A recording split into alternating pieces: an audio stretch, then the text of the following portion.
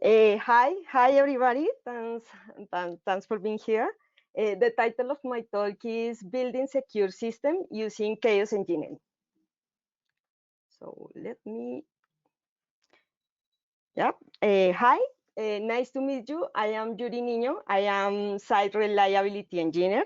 I work for a company. I work for a company, sorry, in Colombia that provides technology and innovation services for a banking group. But before beginning an SRE, I was software developer for 8 years. Also, I am chaos engineering advocate in my country, in Colombia. I am promoting the adoption of this discipline in my country. I am from Garagoa. Garagoa is a town located in Boyacá. Boyacá is a department in Colombia. So I would like starting with this quote. If you know the enemy and know yourself, you need to fear the result of 100 battles. This quote is from The Art of War from Sun Tzu. So just a question, how many of you have seen a black swan? Probably, probably a few people, because the theory of black swans is based on an ancient saying that presumed black swans didn't exist. Black swan theory is a metaphor that describes an event that comes as a surprise, has a major effect, and is often inappropriately rationalized after that the fact with the benefit of hindsight. Hindsight refers to the common tendency for people to perceive events that have already occurred as having been more predictable than they actually were before the events took place. So why am I talking about black swans in a software security conference? Because in the text minutes, I am going to do a mental exercise finding similarities between two black swans, the impact of biological and computer viruses. Furthermore, I am going to do the same with the solutions that we find in both worlds, biology and cybersecurity. At this point, we are going to dig a little deeper into artificial immune systems. And lastly, I am going to consider a novel topic, security chaos engineering, and I am going to provide some definitions, principles, practices, and I am going to review a tool for this. So, according to several experts, NotPetya, probably you know or you listen about this cyber attack, is the most devastating cyber attack in history. NotPetya was a cyber attack that affected all business units as at Mexline. Mexline is the world's biggest biggest shipping company in the world. They handle around 25% of all containers shipped in Asia and Europe. The story of this tragedy started with a message, repairing file system on sea, and a strong warning not to turn off the computer. In other cases, the user read another warning message. Oops, your important files are encrypted. Are demanded a payment of 300 in bitcoins to decrypt them. NotPetya was based in a virus with a piece of criminal code that stored victims to pay for a key to unlock their files. It affected two multinational companies such as Maersk, FedEx, and TNT Express. On the other hand, a second black swan is the coronavirus. We are living it in these days. So COVID-19 has infected more than 3 million of people, and it has left near 200,000 deaths. While the magnitude of the human tragedy is still unknowable, it is a fact that the economy, mental health, and financial impact is coming into view. So the metaphor of these two black swans, the metaphor of software viruses to biological ones, has been deeply ingrained. It is a fact that biological viruses are at least in the namesake, if not the inspiration for computer viruses.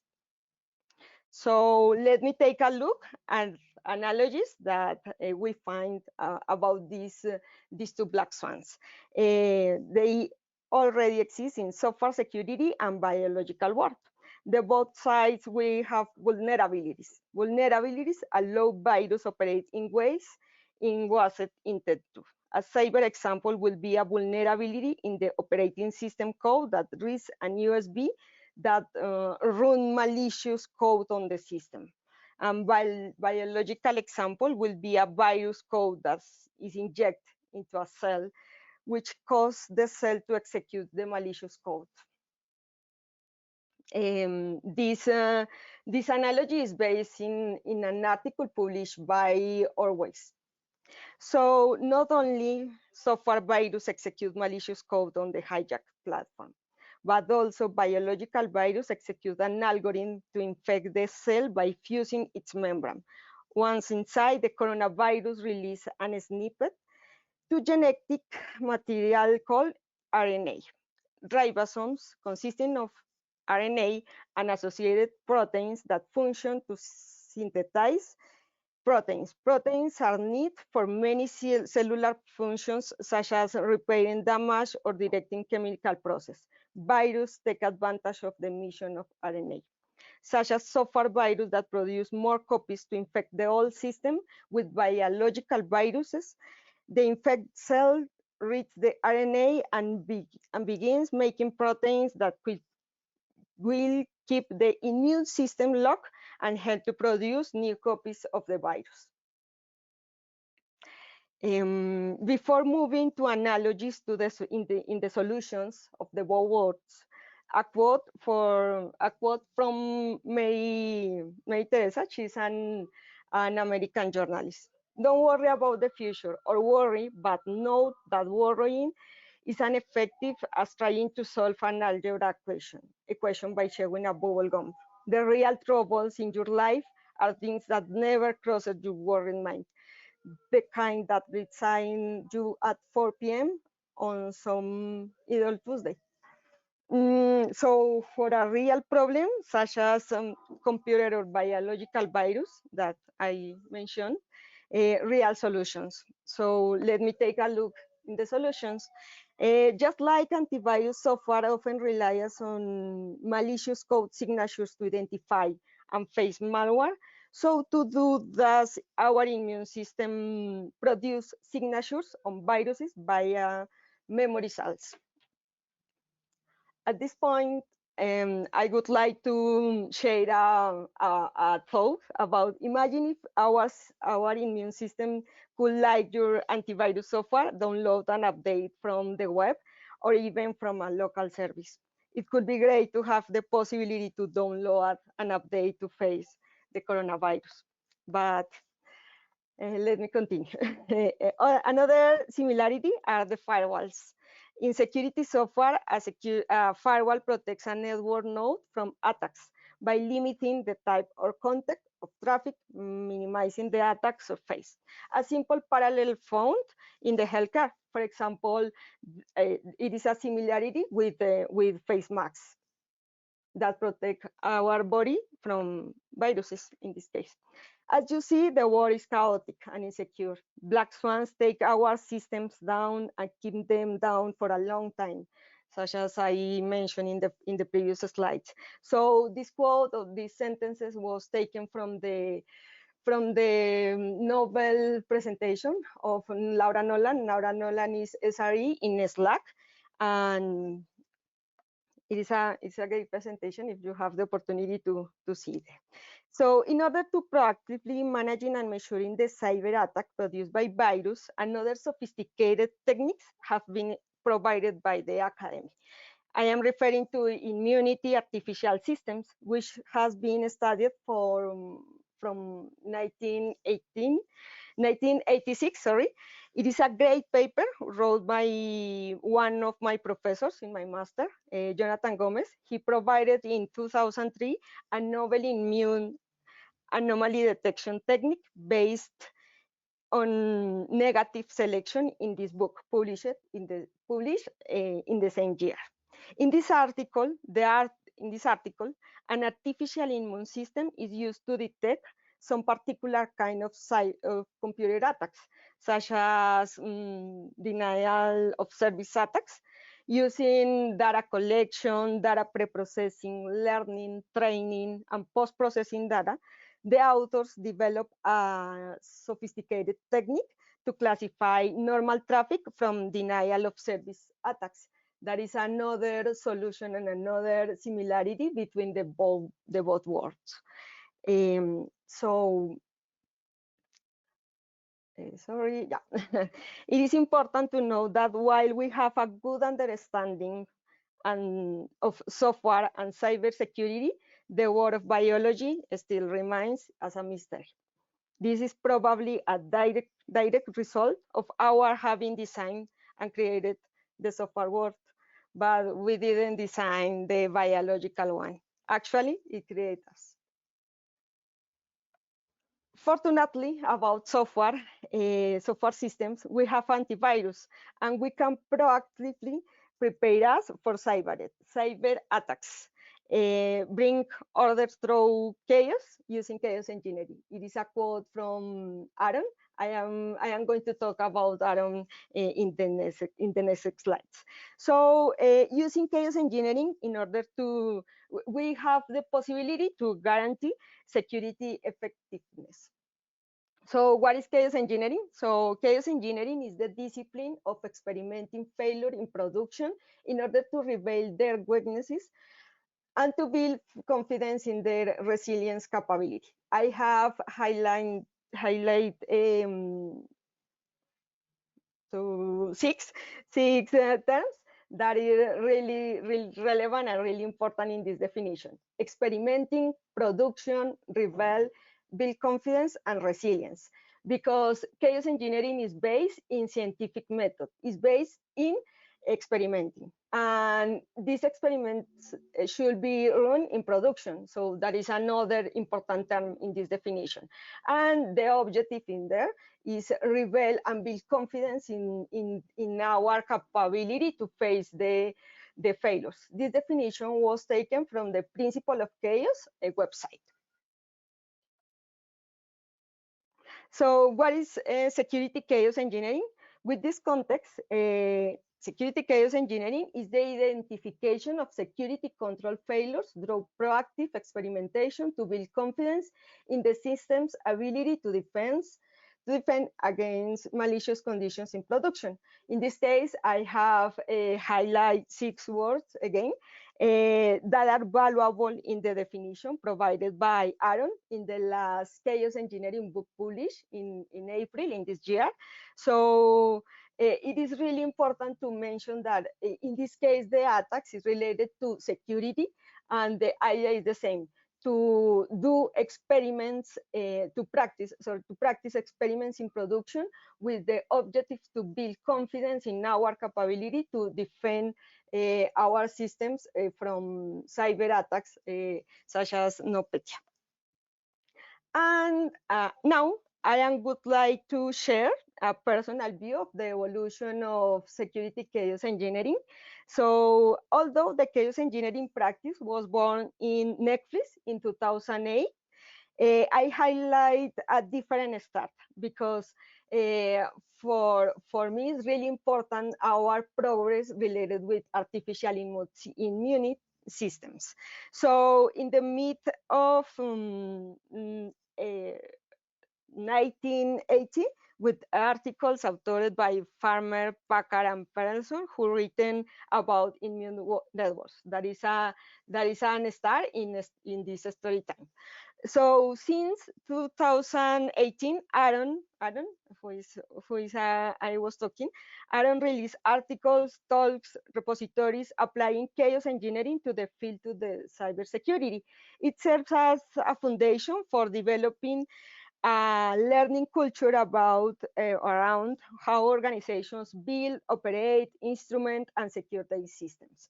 In the same year, ThoughtWorks, probably you know the technology radar of the ThoughtWorks, security chaos engineering to move trial, because the teams were using this technique are confident that security policies they have in place are robust enough to handle common security failure modes. Aaron joined another experts in security to implement the first tools to design chaos experiments in AWS. In one moment, I am going to talk more about that, about chaos slinger. That is a relevant tool to practice security chaos engineering. So this tool was designed by Aaron and another experts in this topic. So then last year we had a great progress with the foundation. Last year in 2019, we had a great progress with the foundation of several companies that are providing specialized services for practicing security chaos engineering. I am talking about CrowdStrike, Verica, and other companies that are in the market. So in this year, we found really awesome presentations and talks specialized in this topic. So the talks, you can find the talks in O'Reilly Velocity. So finally, last April, Nora Jones and Cassie Rosenthal, who worked in Netflix, providing the foundation for chaos engineering, wrote a book related with the chaos engineering, and it is great compilation of concepts, experiences, and techniques about chaos engineering.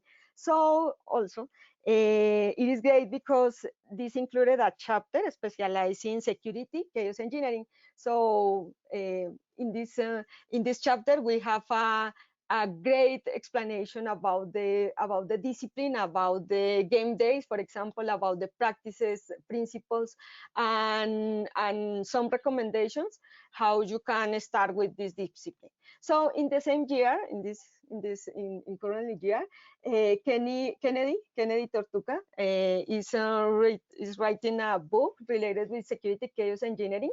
At this moment, we have a review of this article, so probably it could be great in next. We have news about this in the next months. So this discipline, security chaos engineering, and specifically chaos engineering, and specifically security chaos engineering, that is a discipline has principles. So these are they are 4 principles for practicing chaos engineering.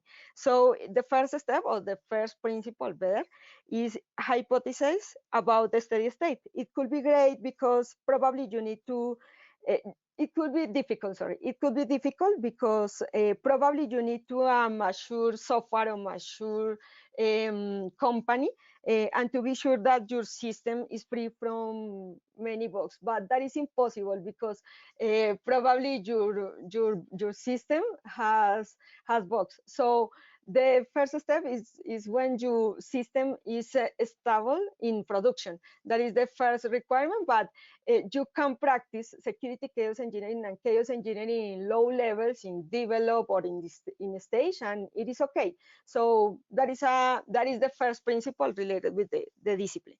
So in a second principle, the idea is to vary real world events. For example, change the values in a configuration fail, or change a configuration in AWS or in GCP or in Azure. That the universe for experiments is unlimited. And in a third step, the idea is to run experiments verifying hypotheses when serves, for example, crash or network corrections that servers or we have an issue with the network, or we have an issue with an authentication method. The idea is run the experiment in this place. So finally, try to automate these experiments using sophisticated techniques for them. For example, you can introduce the failures in your pipeline in order to have a possibility to run them when you are releasing or deploying a software. So with security chaos engineering, we can introduce false positives into production networks and other infrastructure to check whether procedures in place are capable of identifying security failures under controlled conditions. But people argue that security chaos engineering is the same that provides traditional security testing, for example, penetration testing. However, business often don't fully understand whether the security capabilities and controls are operating as expected until they are not. History has shown us there is a need for a more pragmatic approach that emphasizes proactive instrumentation and experimentation over blind faith. So the central argument, so let me read this meme. Security chaos engineering tackles that by actively experimenting on the software system to better understand it. So the central argument of security chaos engineering is that current security practices aren't fit for purpose. Despite spending more on security, data breaches are continuously getting bigger and more frequent across all industries. Security chaos engineering has a more holistic focus on the system. The principal goal is not to trick another human or test alert. Rather, it is about proactively identify system security failures caused by the nature of complex adaptive systems. So, and build confidence. That is a really important thing here. The idea is to build resilience in the resilience capability of the system. So a second key theme here is security chaos engineering. Use simple, isolated, and controlled experiments. This discipline is based in scientific method. So that is a difference between we have at this moment. I am not saying that the penetration testing or the other tests are not important. They are really important. They guarantee the effective of the security in our systems. But we can complement these techniques with security chaos engineering using scientific method. That is the idea with this practice and these principles. Run experiments, think in experiments, thinking in experiments, in hypotheses, in validation. That is idea here.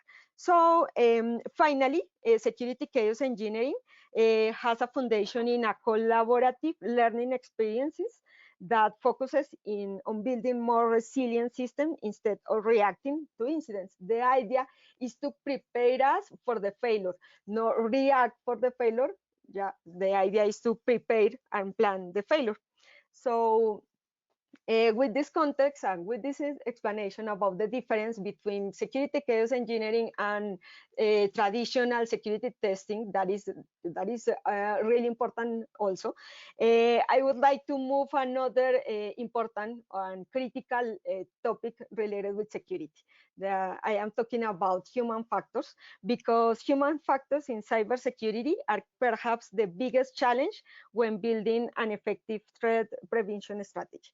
This definition or this quote was taken from the DerpCon site.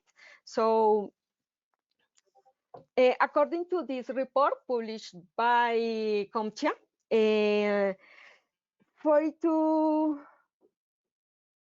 okay 42% of the root cause of security breaches according this is related with human errors, with human factors, because this report survey individuals from hundreds of companies in USA.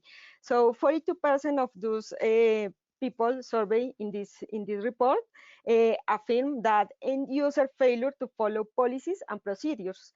Another 42% say general carelessness, and another 31% name failure to get up to expand on new threats. If you see, many reason is related with people, is related with human and human factors and human errors. So if human are the cause and the solution for failures and cyber attacks, who is responsible for security chaos engineering and in general for security in a company? If humans are responsible for the cyber attacks because we are designing the virus, we are we are not humans are designing the attacks and designing the virus.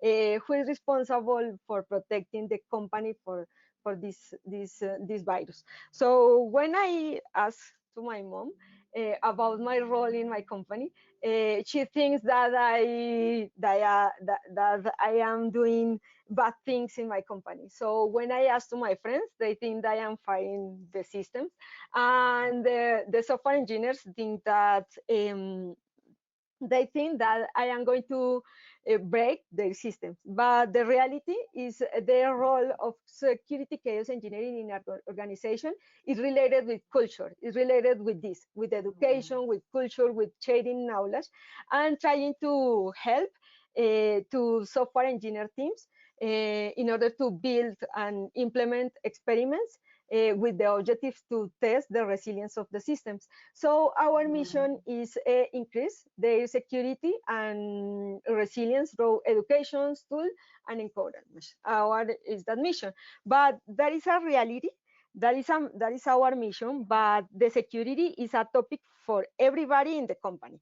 Everybody is responsible for the security because, for example, the experiments should be designed by software engineer. My mission as security chaos engineering or chaos engineering is provide tools, techniques, and education topics related to culture. But the mission and the relation with the security is a topic for everybody in a company. But because by intentionally introducing a failure mode or other event, engineering teams can discover how well instrumented, observable, and measurable security systems truly are. So my conclusion here is everybody is responsible for the security in a company. It is not topic just, or not is only topic for security engineers or DevOps engineers or SREs in a company. Security is a topic. It should be important for everybody in there. So with these ideas in our mind, my conclusion here is that humans operate differently when they expect things to fail. When we know our systems probably are susceptible for viruses and cyber attacks, we think different about our testing and about our strategies for provide resilience in our systems. So this definition is from Aaron, but I am convinced for this because, for example, at this moment, since coronavirus is in environment, I am washing my hands 10 or 12 times in the same day. So because our mind changed when we are thinking about the failure previously they happened. So if we are thinking about the black swans, about the and about the things could be wrong, could be wrong in production, we think differently. So considering that security chaos engineering is about human factors, it's really important to provide spaces spaces in the company to train teams, so engineering teams, for facing experiments related with failures and related with cyber attacks. So it is a really important topic in this case. So it is related with security chaos game days. They are events to conduct chaos experiments against a system to validate or invalidate hypotheses about system resilience. The security chaos game days are spaces in which the engineering teams dedicate time to experiment with the system. This day probably is a day with music and relax space. So it is an space for doing experimentation in our systems with the objective to know our systems. Because, for example, if you work in an engineering team in which you have members with a specialized role, for example, front end and back end. Probably the front end engineers don't know about the back end issues or back end strategies for resilience. So this space provides an opportunity to know the system and know the system in the case we have a failure. So this definition was provided by Brian Lee and Jason Duffy, who are working actively providing techniques and methodologies to practice and design security chaos game days. So let me more. So the next question is, how can we start with security chaos engineering in our companies? Because I review the fundamental or the foundation concepts and principles and history even. So how can we start with security chaos engineering in our company? That is a common question. So this slide is taken from Laura Nolan's talk in Usenix that I mentioned in a previous slide, because it's a really good talk related with Black Swan. So if you want to know more about that, that is a good resource for studying. So she recommends that the first step provide a smaller blast radius. Blast radius is related with the impact of the failure when they occur. So, for example, with mask in the NotPetya cyber attack, the impact was all world. So in this case, Laura provides some recommendation for mitigating and starting with security chaos engineering, or mitigated the black swans related with security. So the first one is separate production from no production as much as possible. It's incredible, but at this moment we have systems that have dependencies between these environments. So it's incredible, but it happens. So separate the things that are connecting the production and no production environments, because probably you have a really big vulnerability here. So a second step, or a second recommendation, is break production system into multiple zones, limit and control communication between them. Third, validate and control what runs in production. So probably in one moment when you are facing a cyber attack, you discover a configuration or discover things in your production environment. Probably because the system was built for another engineer, or there are a lot of reasons for that, but there is a possibility, so try to avoid it. So finally, minimize worst possible blast radius for incidents. So let me move another recommendation here. The idea is to start with culture, with chaos game days, with reading about chaos engineering, about security chaos engineering. For example, read post-mortem is a really good start. But it is really important to practice experimentation with technology, with tools, and obviously with automation, because it is a good start to practice chaos engineering with, for example, taking notes in a paper about things you see in your system when you practice an experiment related with a cyber attack. But it's really important to invest in technology, to invest in tools and automation, because in this way you can invest your time as your resource, provision another important tips to practice this security chaos engineering, and you can leave the tools and technology for the automation things. So it is a chaos slinger. I mentioned in the story timeline. Chaos slinger is a security chaos engineering tool focused primarily on the experimentation on AWS. So it brings system security weakness to the forefront. It was the first open source software tool to demonstrate the value of applying chaos engineering to cybersecurity. But that is the reason I am mentioning this, because it's the first tool provided in the history for chaos engineering and specialized in security. So it was designed, introduced, and released as open source with the intention of demonstrating a simplified framework for writing security chaos experiments. The framework consists, at this moment, the framework consists of 4 primary functions. The first ones generate that the mission or the responsibility is this component is identify the object to inject the failure in AWS. A second component is Slinger. Slinger injects the failure. It is the agent in the platform that inject the failure. For example, the close a port or shut down the firewall or change a policy in AWS.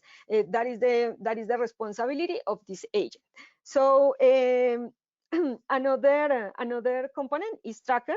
Tracker has the mission to log details about the experiment as it occurs. And finally, we have an component for description and for documenting the idea after when you finish, for example, when you finish a game day or you finish an experimentation exercise, the idea is to provide a postmortem, because that is the way to have a document with the most important issues in the experiment. So in this case, Chaos Slinger provide a component for this. So let me mention another features about Chaos Slinger. Chaos Slinger is as I mentioned, it is an open source tool, so you can find the code in GitHub. It is focused in AWS infrastructures. So at this moment, we have the possibility to attack, for example, Lambda, CC2s, but it is specialized for just this cloud provider. So Chaos Slinger use Terraform in order to communicate, in order to use the AWS providers to build the connection between the agent to AWS. So they are using Terraform for this, and the application is serverless and it is written in Python. It is a 1% native in the AWS. It is inspired in a good practice related with DevOps, is configuration as a code and infrastructure as a code. The tool is based in these patterns, in these practices, and it is configuration. It is based in these practices. So it is an open framework, and as I mentioned, and a really good thing is in the repository in GitHub we have example codes for practicing security chaos engineering. So Aaron was talking about this tool in some talks. So if you look on internet about this, you can find information about that. So I would like to share another experiments, because probably if you want, or if you have I don't know, another cloud provider or another infrastructure. No, at this moment we have system in on-premise. So I would like to have the possibility to practice another experiments. So I would like to share them. They are another experiments for practicing in security chaos engineering.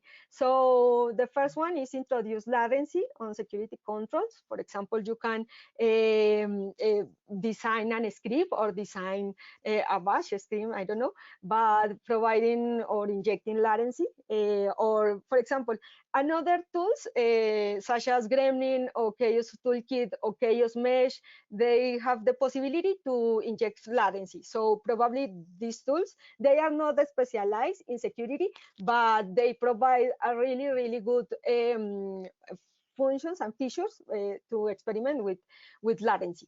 So another experiment is drop a folder like a script will do in production. So far secret clear text disclosure, permission collision in a share and role policy is another experiment for this. Disable service event login, or API gateway shutdown could be very bad. So an encrypted S3 bucket on finally disable multi-factor authentication. If you see, you can inject failures as you need your imagination you want. So the most important thing here is thinking the failure previously. Think and plan the failure when you are designing and you are planning your systems. So I would like to share an experiment, a mental experiment, because that is the result of a simulation. But let me to think about a probable a probable issue when an employee left a company. So the hypothesis in this case is after the owner of the root account in AWS left the company, we could use our cloud in a normal way. That is the hypothesis. That is my affirmation. If after the owner of the root left the company, what happened? So the result in this exercise, in this mental exercise, the hypothesis is disapproved because in this experiment, the access to AWS was connected with the Active Directory. When an employee left the company, his account is dropped, and we lost the access to AWS. So think in the failure previously led me to think about the Active Directory and think about the connection between them. So that is a side effect. Thinking in this scenario or allows to consider another applications connected to the Active Directory. So that is the value of these practices on this discipline, is think in the failure previously. So consider another things, because as I mentioned, when you think in a failure, you change your mind. So finally, consider the human factors. Sorry, that is another slide. So finally, I would like to share some resources in order to start with chaos engineering. That is the URL for connecting to Slack. At this moment, we have probably 5,000 people connected to this Slack. So there is a great community, a beautiful community to build tools and culture related with chaos engineering. So if you want to start, that is a good, a really good start point for this. Second recommendation is to go to the GitHub awesome about chaos engineering. The awesomes are list of resources with information about that technology or about the practices or about that. So in this case, we have an awesome for chaos engineering. That is the URL for this. And finally, for me, InfoQ is a really good source for my job. So I recommend the channel related to chaos engineering in InfoQ because in this place there are a lot of resources related with chaos engineering, talks, papers, articles that you can read in order to start with it. And finally, my contact. If you want to contact me, or if you want to read about some things I publish about this, it is another source.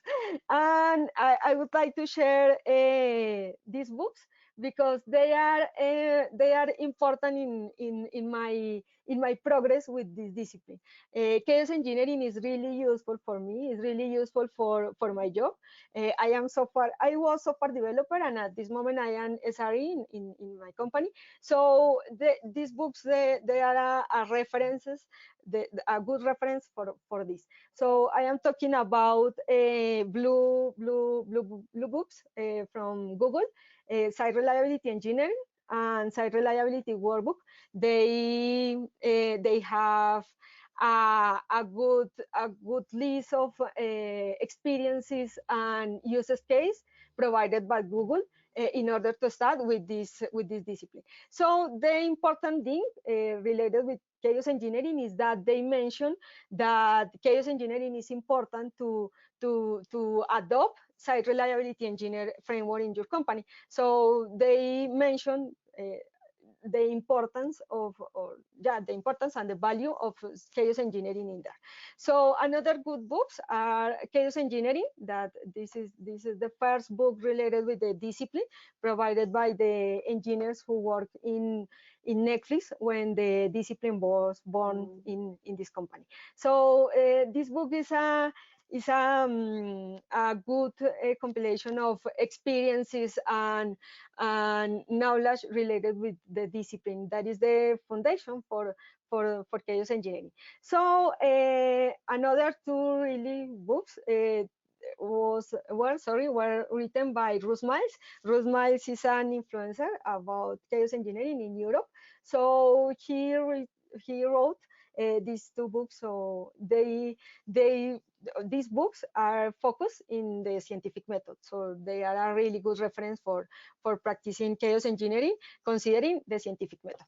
So finally, so I would like to share the chaos engineering last book, published in April in this year. So finally, these two books related with security, I would like to mention that I would like to mention that human factors are really important here. So books related with social engineering and cybersecurity is a good foundation for